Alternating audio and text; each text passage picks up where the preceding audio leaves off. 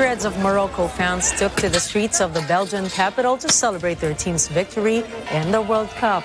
Clashes broke out with the police, who responded with water cannons. More details on this later in the news.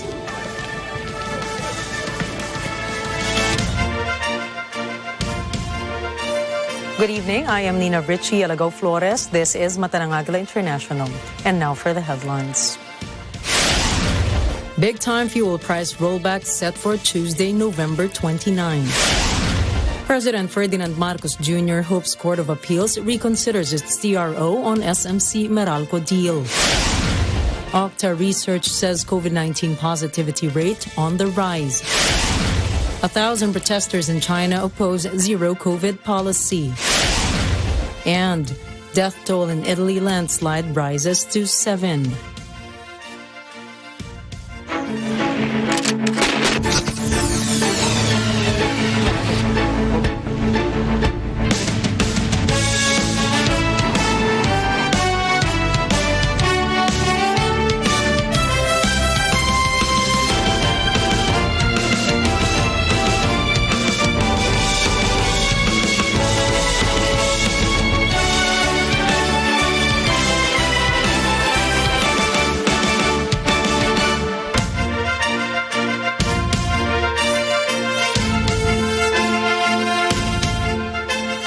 Good news for motorists. The big-time oil price rollback will be effective this Tuesday, November 29.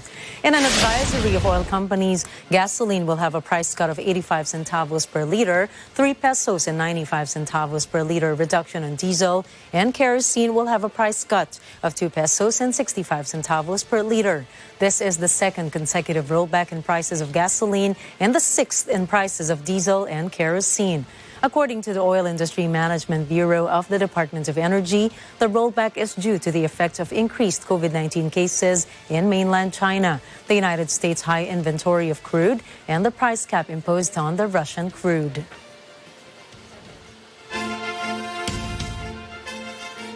Due to global demand, prices of liquefied petroleum gas, or LPG, are expected to increase in December.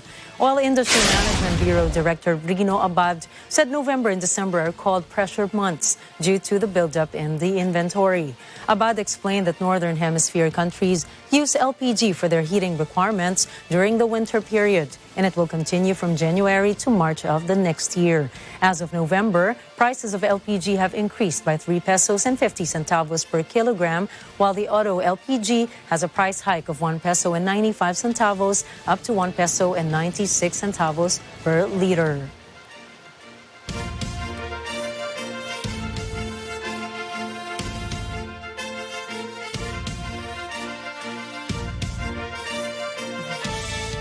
The National Grid Corporation of the Philippines, or NGCP, has placed Luzon Grid to yellow and red alert status this Monday due to supply issue.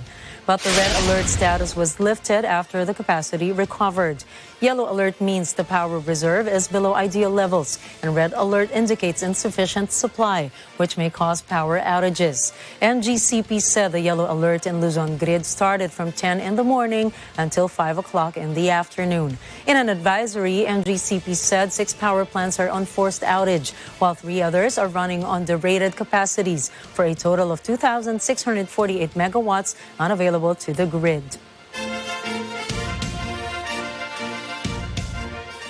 President Ferdinand Marcos Jr. hopes the Court of Appeals will reconsider its issuance of Temporary Restraining Order, or TRO, suspending the implementation of the South Premier Power Corporation or power supply agreement with Meralco.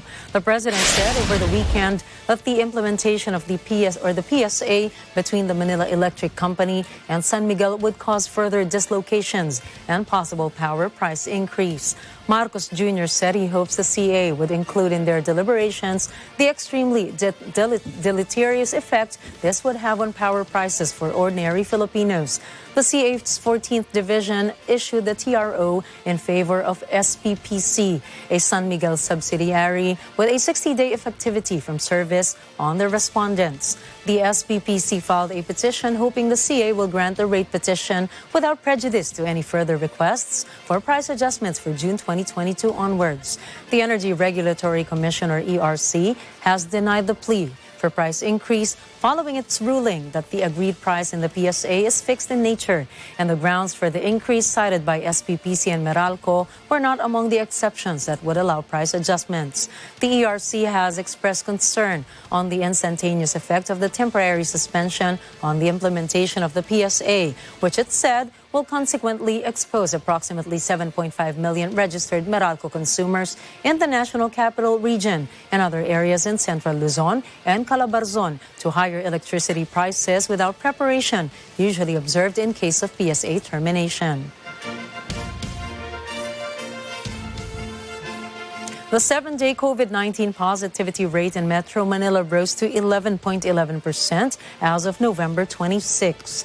The number is higher than the 7.5% reported last November 29. Octa research fellow Dr. Guido David said the spike in the positivity rate is also observed in the provinces. Based on Octa's monitoring, Isabela has the highest positivity rate of 44.4%, followed by Tarlac with 36.5%. Nueva Ecija and Ilocos Sur both recorded 32.9%.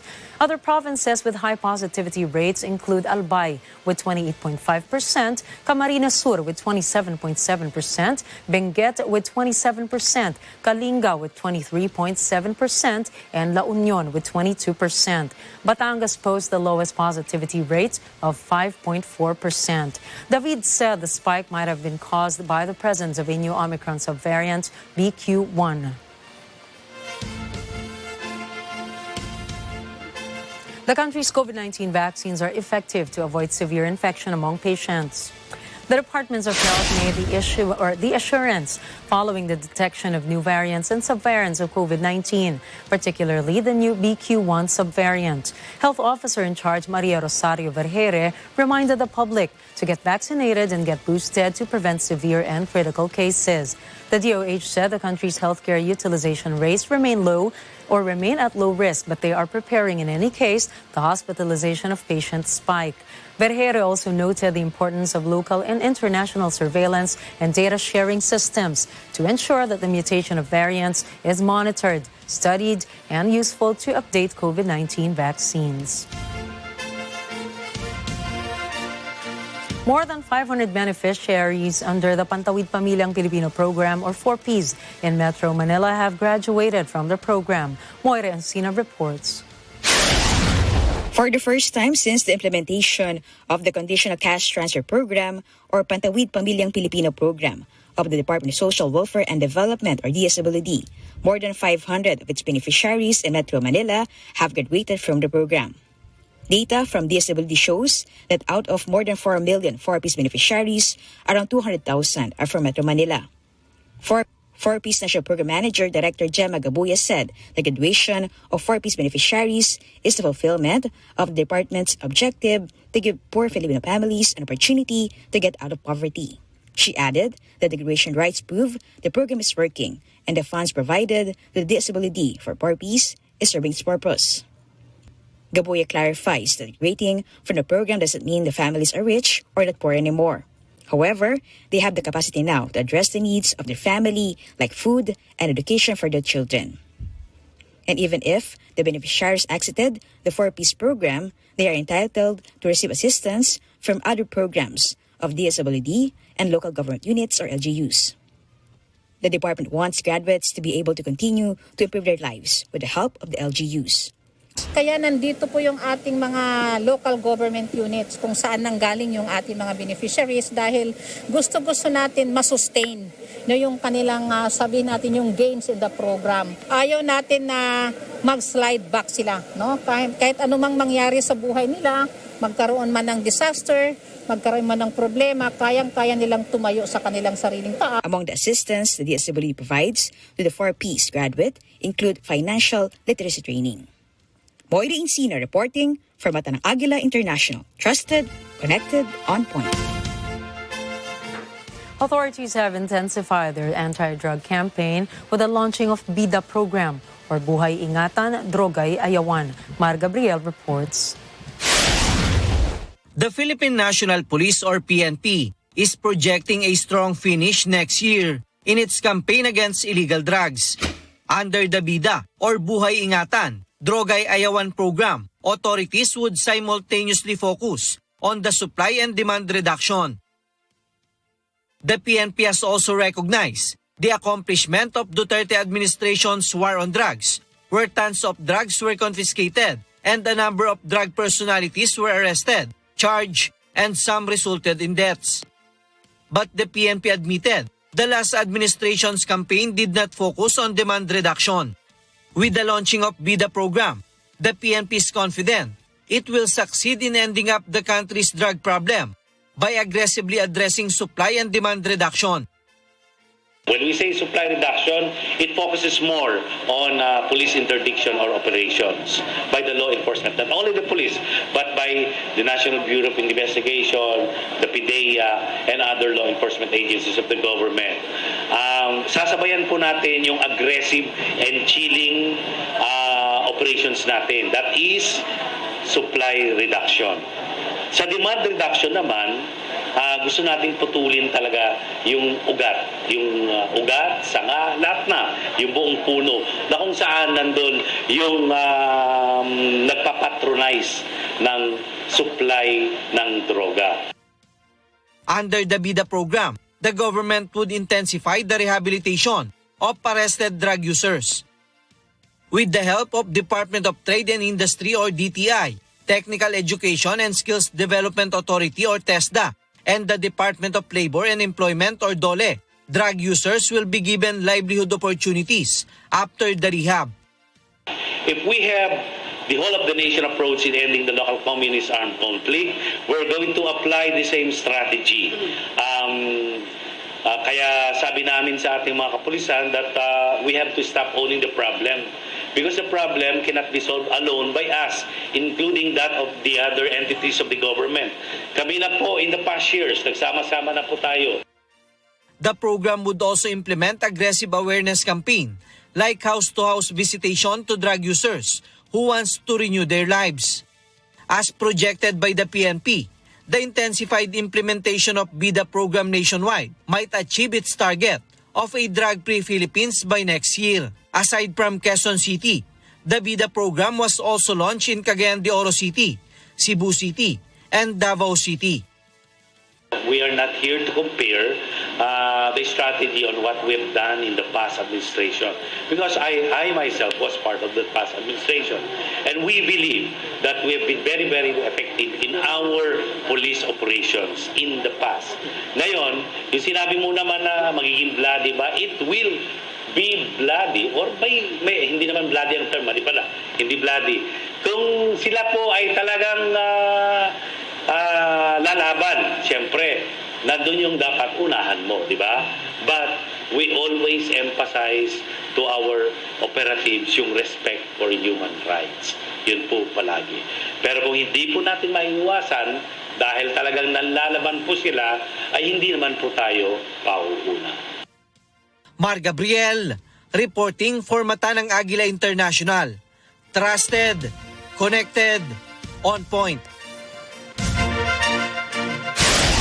Coming up, protesters in China oppose government's zero-COVID policy.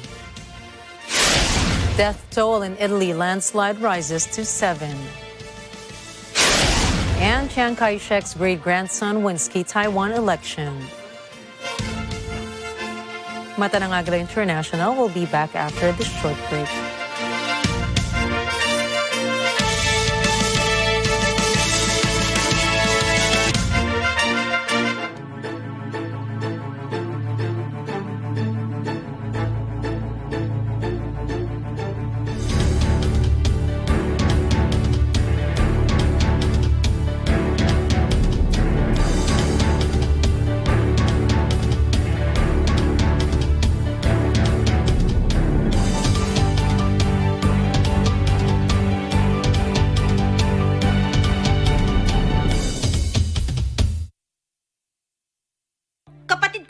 Mariela, kailangan siya ni Mami. Kailangan ko siya.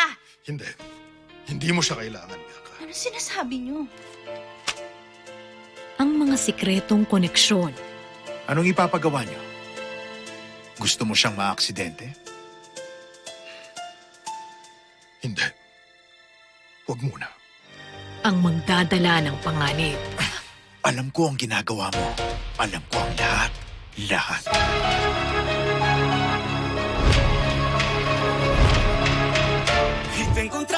Two sisters.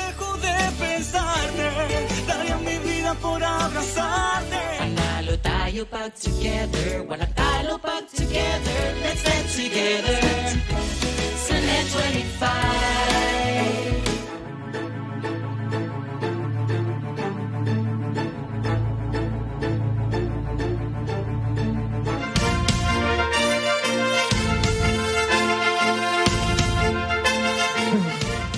People in China are fed up with the country's zero COVID policy and took to the streets in several major cities to show their anger.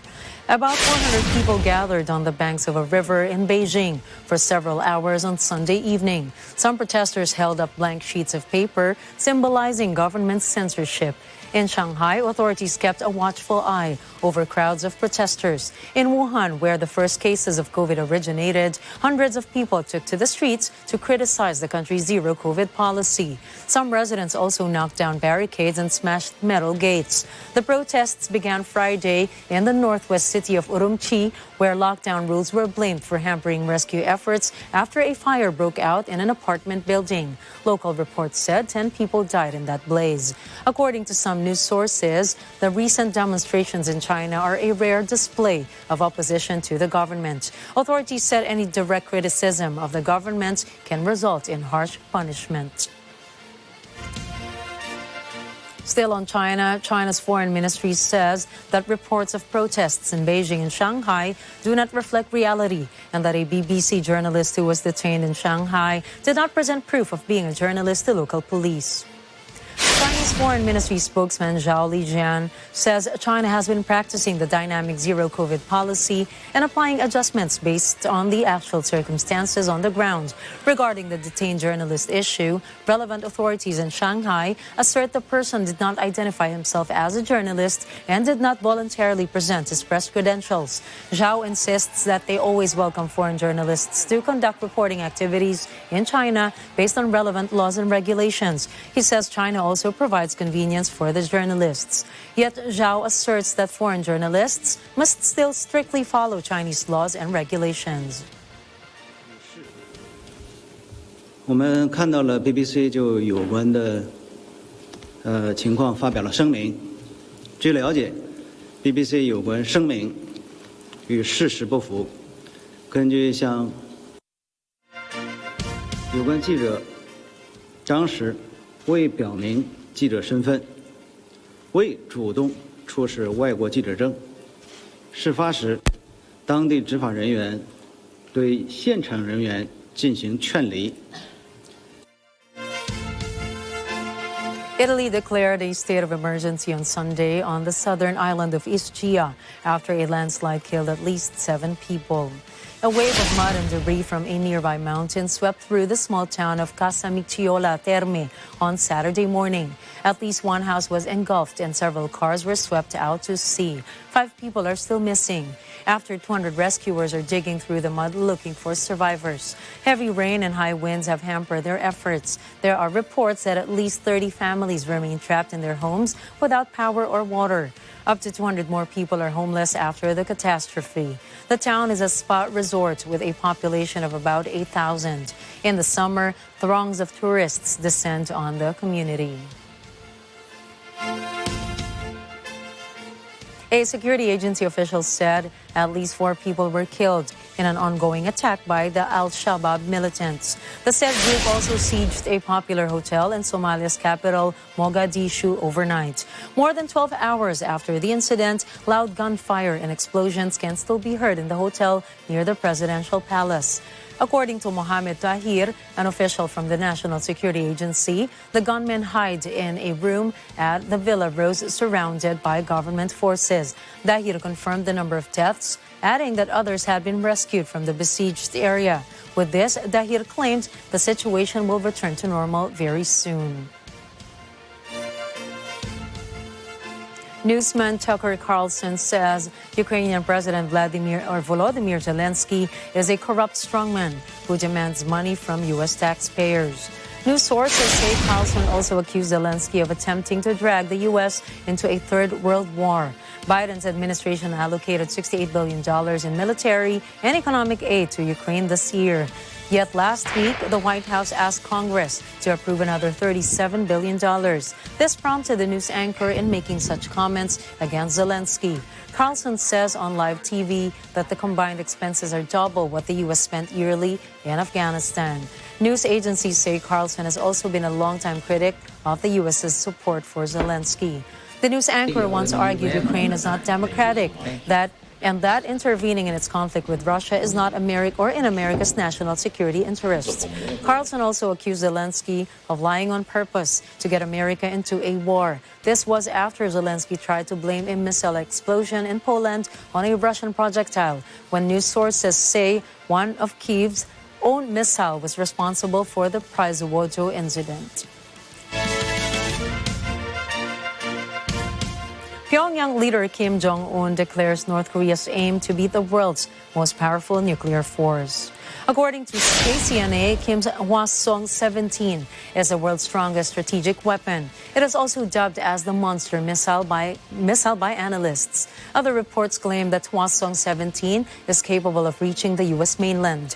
Meanwhile, Kim proudly says North Korean scientists had made a wonderful leap forward in the development of the technology of mounting nuclear warheads on ballistic missiles. He asserts that building the nuclear force to protect the dignity and the sovereignty of the state and the people is the greatest and most important revolutionary cause. He adds that Pyongyang's leading officials and scientists had demonstrated to the world their goal of building the world's strongest army. KCNA also says Kim handed promotions to more than 100 officials and scientists for their work on the Hwasong-17.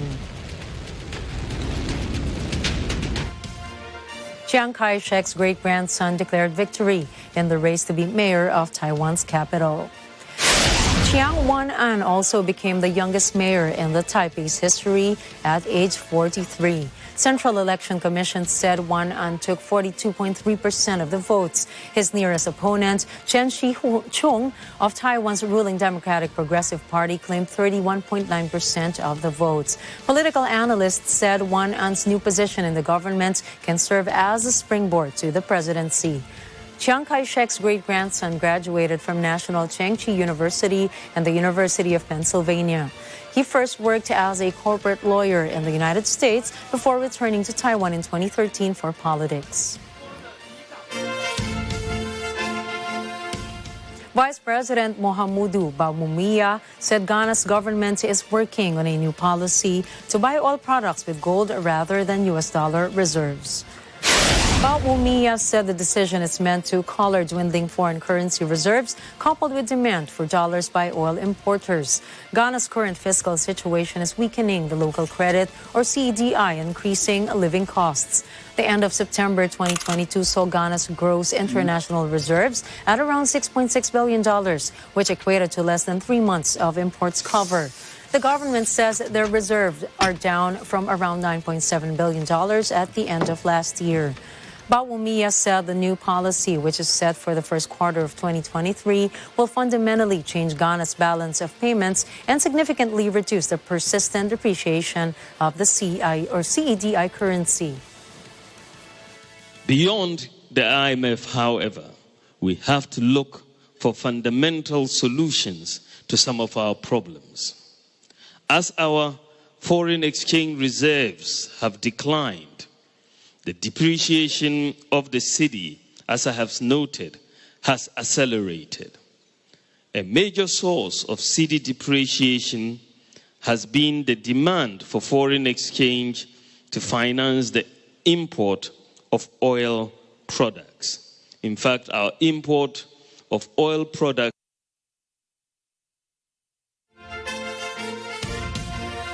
The school bells are silent in Uganda after the government canceled classes in an effort to contain an Ebola outbreak.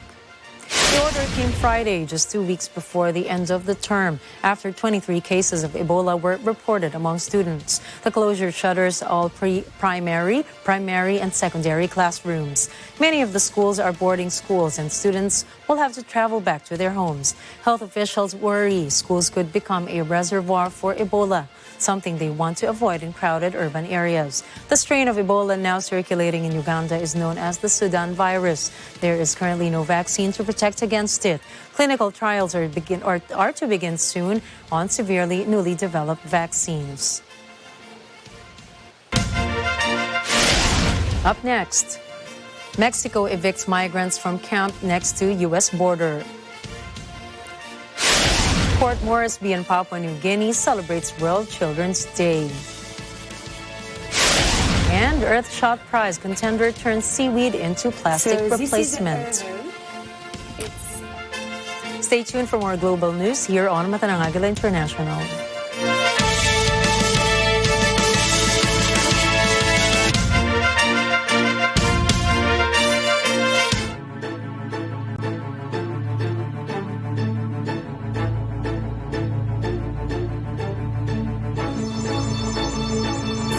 Bagong season ng Moments, siguradong mas maraming tawanan, kulitan, iyakan at chikahan ang inyong mapapanood. Kasama pa rin ang walang kakupas-kupas. Walang iba, Mommy Gladys Reyes Someru. Abangan ang lahat ng yan sa Moments.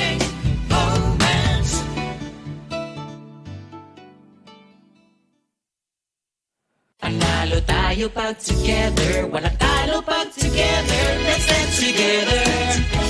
Net 25.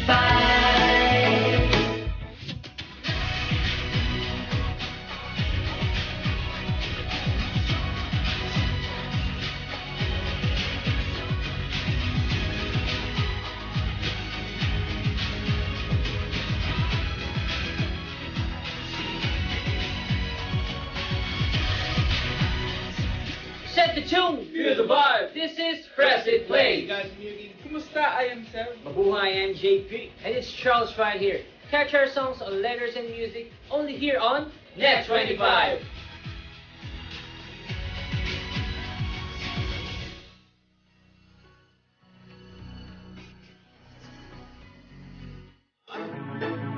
Na ipinagmamalaki. Hintuturo! Ano kung may paglilingkod namin sa inyo? Dahil sa teacher nila, ayaw na nilang pumasok sa school. Pinasulat ko sa anak ko yung pangalan niyang buo. Yung anak ko naman, pinagbibigkas siya ng Babe, Bibo, Bu. Eh, hindi naman siya sinabihan kasi kabisaduhin yun. Babe, bilang alam niya, yung Bobo hindi pa. Bilang mo! 5, 4, 3.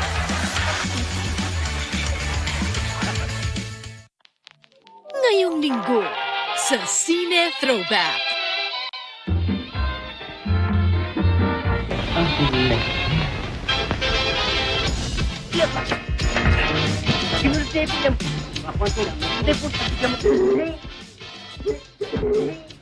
Ngayong linggo, alas 12 ng tanghali. Dito lang sa Net 25. Panalo tayo pag together, walang talo pag together, let's dance together.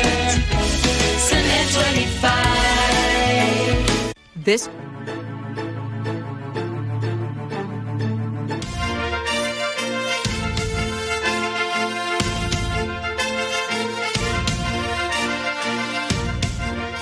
The news continues here on Agila International.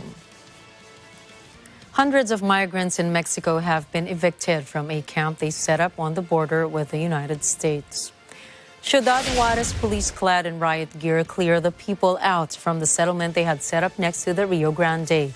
According to one report, police threw tents, blankets, and clothes into garbage trucks. The migrants have been ordered to go to shelters. The camp was across the border from El Paso, Texas. Most of the people living there were from Venezuela. A city spokesman says a civil protection report had concluded the camp was dangerous because of the risk of fire due to the flammability of tents. He also said there was a risk of children drowning because of the proximity to the river. An estimated 25,000 people gathered in Madrid's Colón Square Sunday to protest Spanish Prime Minister Pedro Sánchez's leftist government. The demonstrators support Spain's far-right Vox party. Simultaneous protests were held in other parts of the country. Vox leader Santiago Abascal denounced what he calls a government of treason, insecurity, and ruin. He cited recent changes to the criminal code. Abascal says Spain has a government that governs against the people, lowers prison sentences for crimes, and disarms the police. He says the modified criminal code also abolishes the crime of sedition. And that, says Abascal, will encourage further attempts by northeastern Catalonia to separate from Spain.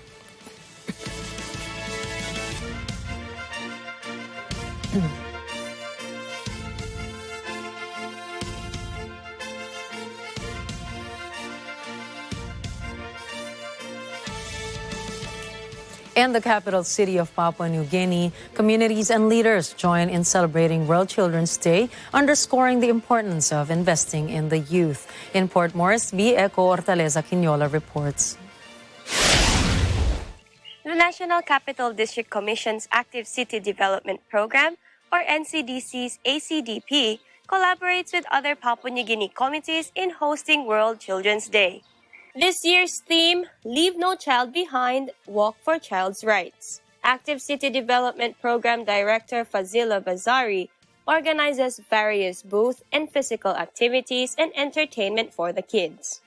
The event focuses on reflecting on and advocating every child's right and ensuring those rights are protected. National Capital District Commission Honorable Governor Poes Sparkop reiterates that children are the most important investment of a country. The UNICEF country representative and the director for National Office of Child and Family Services are among the speakers at the event. Eco Hortaleza Quinola, Port Moresby, Papua New Guinea, Mata ng Agila International, trusted, connected, on point. Cubans went to the polls Sunday to vote in local elections. The voting comes amid an economic crisis that could weaken turnout. As well, the opposition says some of its candidates have faced unfair pressure. More than 8 million Cubans over the age of 18 are eligible to cast a ballot. The government has mounted an intense Get Out the Vote campaign both in traditional and social media. Some opposition candidates say they have been prevented from participating in neighborhood assemblies because they have a good chance of winning. The Cuban government has branded those running for the opposition as U.S. mercenaries. In Australia, Morgan Goodfellow tells us about the latest works on display at Townsville's Perk Tucker Regional Gallery. Take a look. Home to many well-renowned artists, the Perk Tucker Regional Gallery here in Townsville presents Cutler Footway's Facing North exhibition this season. Cutler Footway's Facing North comprises of 3 bodies of work, reframing the artist's last 2 decades of practice into a compelling and cohesive whole. These series include images recording the painter's attempt to resume the natural and psychological environs of his birthplace after an absence of many decades. The second section of the show explores the gradual maturing of Footway's picture making. The concluding section of the exhibition introduces life drawings using oil crayon on paper. Enlisting sitters from his family and friends and from Ayer's backpacking community, his viewpoint is close up and therefore fragmentary. Morgan Goodfellow, Townsville, Australia, Mata ng Agila International, trusted, connected, on point.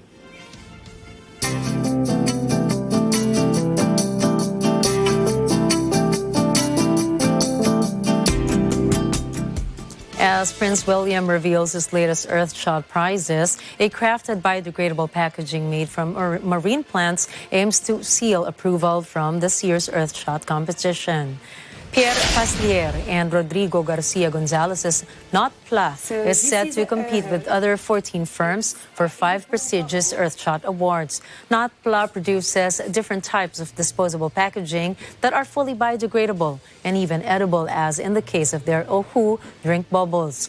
Recently, the pair's Ohu have been used in the London Marathon. Paslier admits plastic is cheaper compared to their products, but he adds that plastic does not take into account all of the externalities or impacts on the societal ecosystem, health for humans, or marine life. Yet he quips that their PLA, unlike plastic, can be used to create a range of packaging products, such as a bubble to hold liquids, a coating for food containers, and a paper for the cosmetic and fashion industry. Winners of the Earthshot competition are expected to be announced on December 2, 2022 in Boston.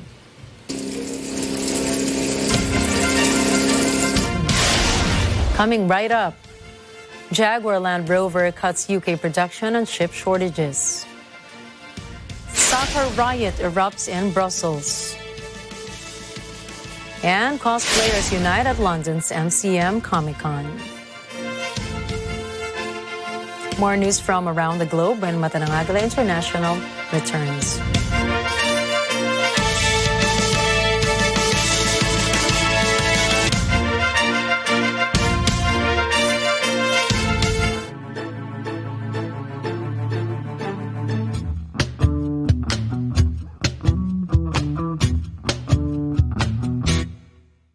Quezon City, sarap panoorin. Sa Quezon City, balay tawag gagawin. Kaya sa Quezon City Show, sumama na lahat tayo. Sa Quezon City, sa Quezon City. Kung ika'y lonely, wala kang magawa. Walang magawa daw, wala na eh. Sa Quezon City, sa lap trip ka matatapa. Kaya buksan ang TV nyo, sa Quezon City na tayo. Sa Quezon City, sa Quezon City. Buong pamilya, pati ang barkada. Kuya, maraming yung aso, pati yung mga pusa. Magsama-sama kumayo, sa Quezon City na tayo. Sa Quezon City, sa Quezon City. Okay nga eh. Yun. Okay. Pwede magtanong? Abok. Anong abok? Abok is my name. Hindi naman kasi yun itatanong ko. Hi, Willie! Nawi, how are you? Ba't ganyan ka maglakad? Saan ka ba sa beauty contest? Gusto lang akong patalbugan. Abok, pwede ba akong humingi ng pabor sa'yo? Anong pabor? Tutulungan ka namin gumawa ng plano. So, ano ang gagawin natin? Abok, may kailangan ka?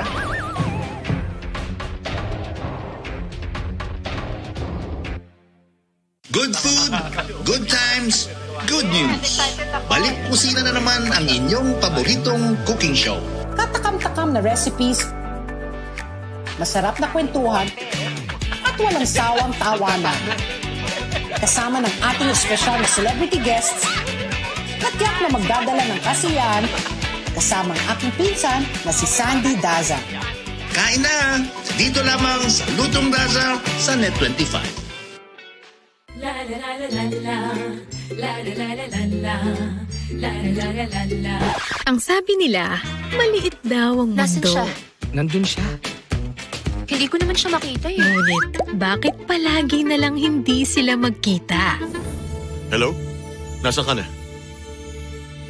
Until one day, sa isang unexpected but unforgettable moment, abangan sila on Net25.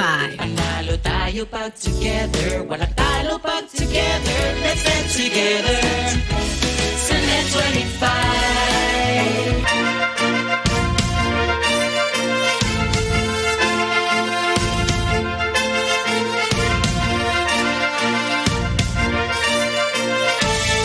Welcome back to Mata ng Agila International.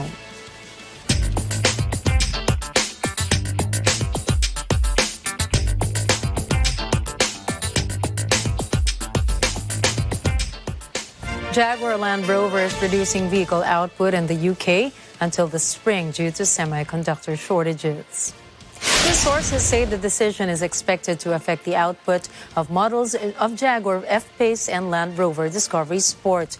In the meantime, the car maker will focus on more profitable models such as the Range Rover. Modern cars are dependent on computer chips to control a variety of onboard systems, but supplies from East Asia have been heavily disrupted in the wake of the COVID-19 pandemic.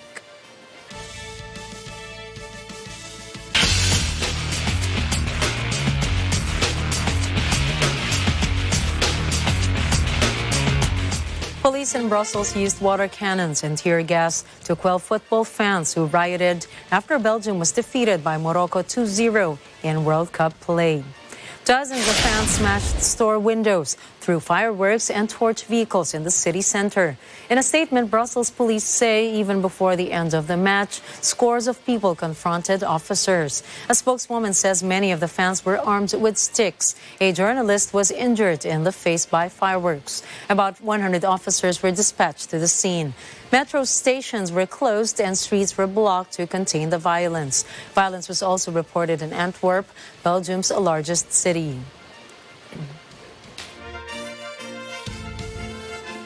Iran's Football Federation has complained to FIFA after the Islamic Republic emblem was removed from its flag featured on the United States team's social media sites. Iran's state news agency IRNA says Tehran's Football Federation sent an email to FIFA to demand it issue a serious warning to the U.S. team. On the other hand, the U.S. explains they decided not to use Iran's official flag to show support for the women in Iran fighting for basic human rights. A U.S. soccer spokesman adds that the posts are corrected and replaced with ones using the correct Iran flag later on. But he asserts that the United States still supports the women of Iran. FIFA has not yet released any comment on the said issue.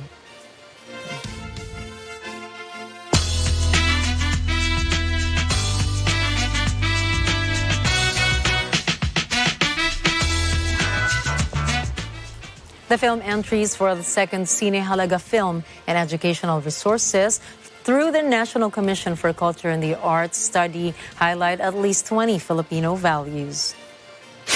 From nearly 100 film entries coming from Luzon, Visayas, and Mindanao, the team of respected jurors shortlist the submissions to top 8 finalists, 8 each for student and adult categories respectively. Cine Halaga, even at 2 years old, is considered one of 2021's most successful festivals. The Society of Filipino Film Reviewers also says the event is the third best film festival of 2021. Cine Halaga National Festival Director Elvert Pañares says with all these accomplishments in 2021 alone, there is a need to continue planting the seeds for new creative harvests as the competition enters its second edition. Dahil ang daming mga estudyante at mga young people na nagdidirect, gumagawa ng pelikula na minsan hindi makakompete dahil pagkalaban mo na yung mga veterano, minsan nawawala kasi sa artista pa lang, sa production design, sa budget. So naisip namin na since maraming gumagawa ng pelikula, siguro maganda na gumawa ng student category.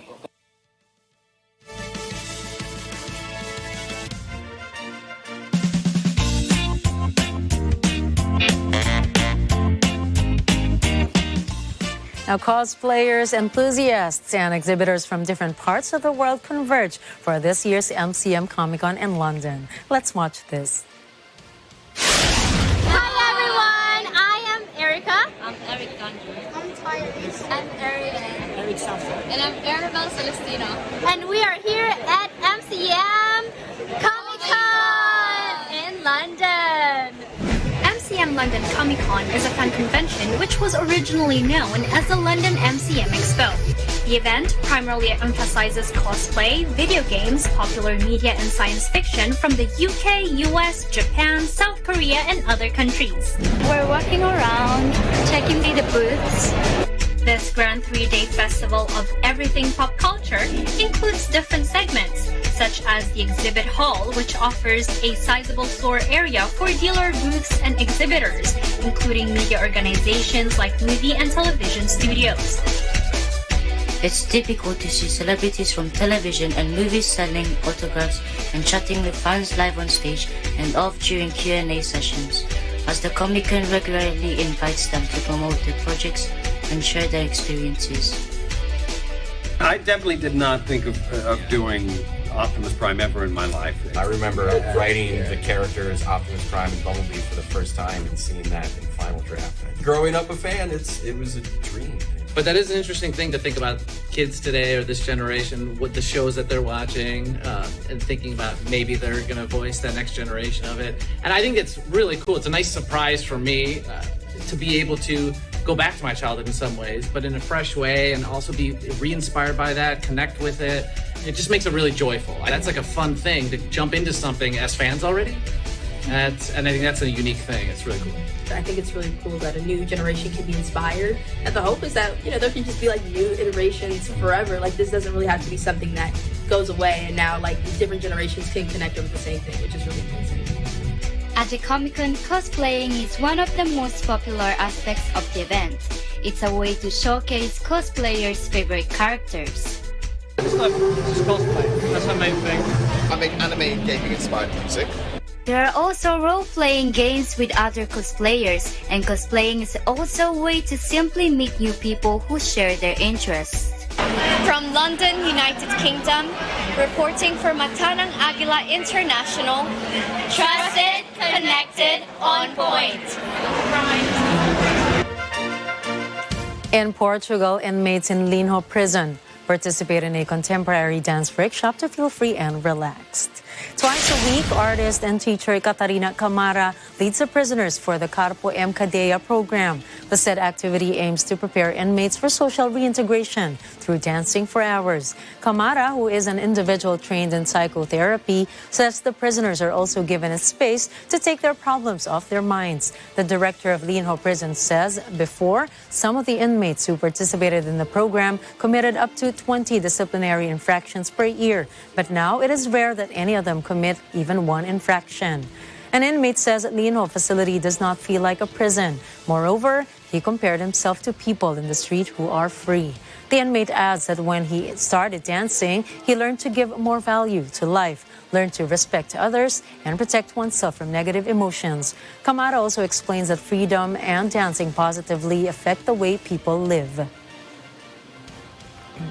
Liberdade é uma experiência e a dança oferece a experiência da liberdade. Na relação com o outro, no contacto, ao fazerem escolhas, ao movimentarem o corpo no espaço e no tempo, é uma forma de experienciar e de se prepararem para o espaço da liberdade.